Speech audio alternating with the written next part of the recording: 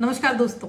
तो जैसा कि पिछले वीडियो में हम सभी ने राजस्थान पुलिस उप निरीक्षक परीक्षा के सेकंड पेपर, दूसरा पेपर कौन सा होता है? दूसरा पेपर होता है सामान्य ज्ञान एवं सामान्य विज्ञान का। अगला जो सब्जेक्ट हम डिस्कस करने जा रहे हैं वो है economic concepts and Indian economy.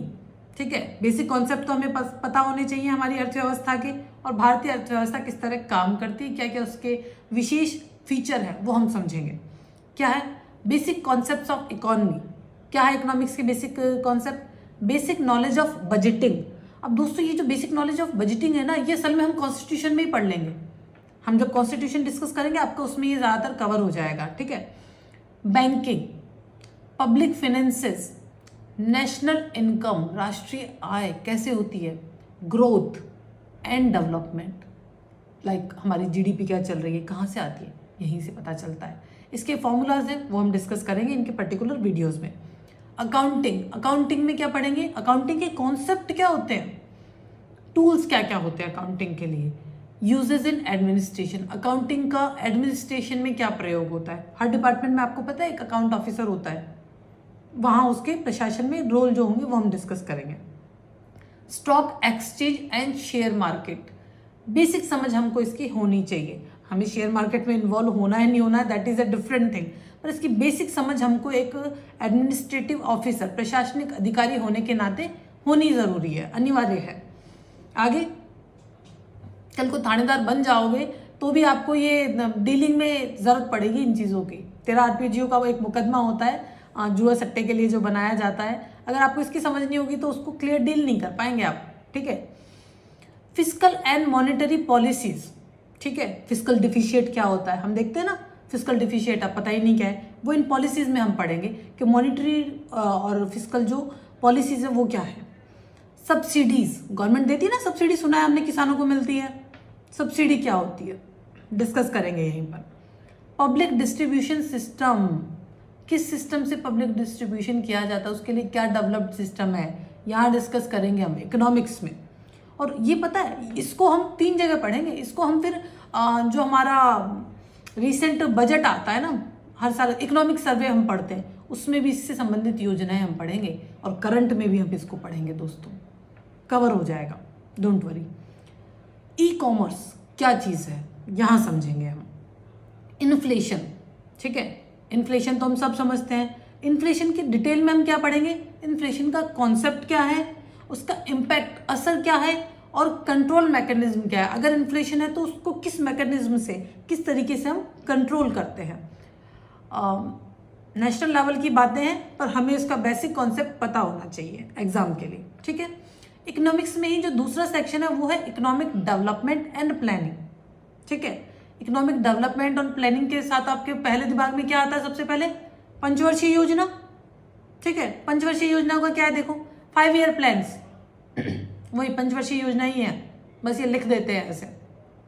इसमें क्या है, ऑब्जेक्टिव्स, उद्देश्य क्या है, पूछते हैं ना पहली योजना का क्या उद्देश्य था, या फिर 5वीं योजना का क्या मुख्य उद्देश्य था, वो यहाँ पढ़ेंगे हम। ऑब्जेक्टिव क्या था, स्ट्रेटजी क्या थी, और स्ट्रेटजी बनाने के बाद में उस योजना विशेष के उन 5 वर्षों में अचीवमेंट क्या क्या थे, क्या अचीव किया गवर्नमेंट ने, ये हम इसमें कवर करेंगे।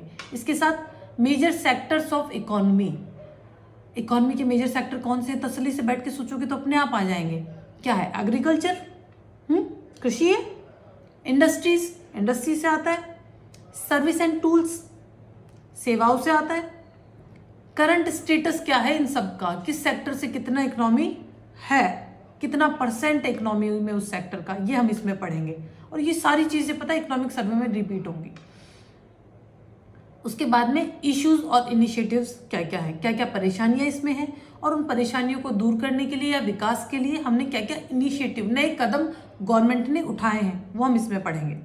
ये अभी तक हम नेशनल लेवल पे पढ़ रहे हैं दोस्तों। ठीक है, उसके बाद में मेजर इकोनॉमिक प्रॉब्लम्स, मुख्य क्या ऐसी अर्थव्यवस्था की समस्याएं हैं और उनके लिए गवर्नमेंट ने क्या क्या नए इनिशिएटिव्स लिए हैं, ये हम इसमें पढ़ेंगे। और एक इकोनॉमिक रिफॉर्म्स एंड लिबरलाइजेशन, क्या इकोनॉमिक रिफॉर्म आए, क्या बदलाव आए हैं, ठीक है, और क्या लिबरलाइजेशन हमने उसमें किया है, किस तरह की मतलब गवर्नमेंट लिबरल हुई है, थोड़ी उदार हुई है, वो हम इसमें देखेंगे। ठीक है, इसमें अगला बिंदु जो हम पढ़ेंगे दोस्तों वो है human resource and economic development. इसमें क्या क्या आता है? सबसे पहले आता है ह्यूमन डेवलपमेंट इंडेक्स। ये रेगुलर जारी होती है, इसमें कम से कम हमें ये तो पता होना ही चाहिए भारत कहाँ स्टैंड करता है। अगला है पोवर्टी एंड अनएम्प्लॉयमेंट, गरीबी और बेरोजगारी, जिस दौर से हम गुजर रहे हैं, ठीक है, तो हमें उसको समझना पड़ेगा। इसके लिए क्या समझना है? इसकी हमें बेसिक चीजें समझनी है, लाइक इसका पोवर्टी का और अनएम्प्लॉयमेंट का बेसिक कॉन्सेप्ट क्या होता है, प्रकार क्या होते हैं इसके कारण क्या क्या हो सकते हैं, तभी तो काम हो पाएगा इसके ऊपर। इसके लिए रेमेडीज क्या है, इसके इलाज क्या हो सकते हैं, and current flagship schemes, government वर्तमान में ऐसी कौन सी शानदार स्कीम लाई है जिनसे इसमें एक ड्रास्टिक चेंज आ सकता है, वो हम इसमें पढ़ेंगे। और इसमें हमें देखना है कि गवर्नमेंट ने क्या क्या फ्लैगशिप योजनाएं इसके लिए लाई है जिनसे बेरोजगारी और गरीबी को दूर करने में एक ड्रास्टिक चेंज लाया जा सकता है दोस्तों, ठीक है। और अगला जो बिंदु है हमारा वो है सोशल जस्टिस एंड एम्पावरमेंट। इसमें हम क्या पढ़ेंगे? प्रोविजंस फॉर वीकर सेक्शंस, जो वल्नरेबल ग्रुप होते हैं, जो वीकर ग्रुप होते हैं, जिसमें सामान्यतः जैसे अनुसूचित जाति, अनुसूचित जनजाति, महिलाएं, बच्चे, जिनके साथ क्राइम कमिट करना कहीं ना कहीं एक स्तर तक आसान माना जाता है।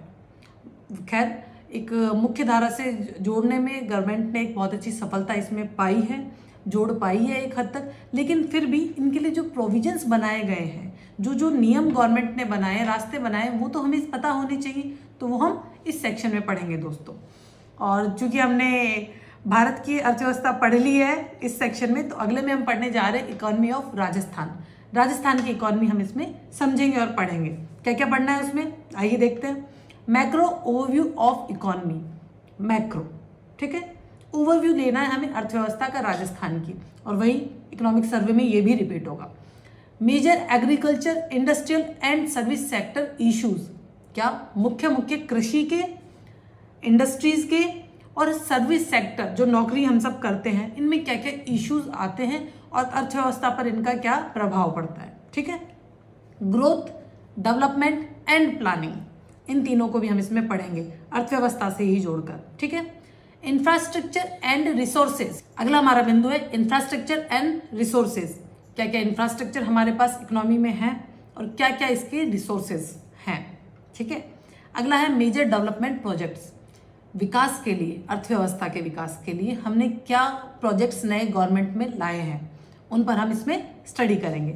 अगला है प्रोग्राम्स एंड स्कीम्स, कौन सी ऐसी योजनाएं और कार्यक्रम है जिसमें government welfare schemes for SC, ST, backward class, minorities, disabled persons, destitute, women, children, old age people, farmers and labourers. हमने जैसे पीछे डिस्कस किया ना, जो वल्नरेबल ग्रुप्स हम मानते हैं या वीकर सेक्शंस मानते हैं, उन सबके लिए कौन से नए कार्यक्रम और योजनाएं लाई जा रही हैं, वो हम इसमें डिस्कस करेंगे। और इतना ही इकोनॉमी ऑफ राजस्थान में हमें पढ़ना है दोस्तों। We will go very smartly.